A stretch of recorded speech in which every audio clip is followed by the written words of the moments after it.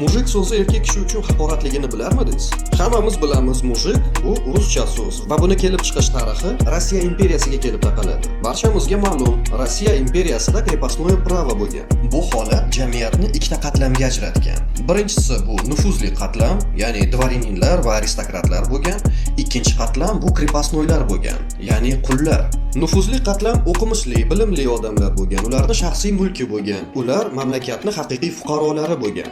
Tabiiy ravishda ularni haq-huquqi ham bo'lgan va bularning shaxsiy mulkiga ikkinchi qatlamdagi odamlar ham kirgan. Bular krepostnoylar hisoblangan. Bu krepostnoylar odatda dehqonchilik yoki chorvachilik bilan shug'ullanishgan. Bular nufuzli qatlamga, ya'ni dvorinlarga tegishli bo'lgan yerlarda dehqonchilik qilishgan va mana shu dvorinlarga tegishli bo'lgan chorva mollarini boqib yurishgan va mana shu dvoringa tegishli bo'lgan uylarda arenda to'lab yashashgan. Oyligini 6 dan 5 qismini yashab yurgan uyiga dvoringa arenda qilib to'lagan. Bu krepostnoylarda shaxsiy mulki bo'lmagan. Hattoki dalada ishlatib yurgan ketmoni ham o'ziga tegishli bo'lmagan.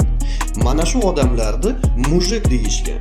Buni xotinini baba deyishgan. Nufuzli qatlamdagi erkak ayollarni mushina и женщина deyishgan. Dvorinin o'z navbatida bu mujikni boshqa dvorininga sotib olishi ham mumkin bo'lgan va xohlagan paytida bu mujikni qizini boshqa dvorininning mujigini o'g'liga erga berib yuborishi huquqiga ham ega bo'lgan. Mana shu odamlarni mujik deyishgan.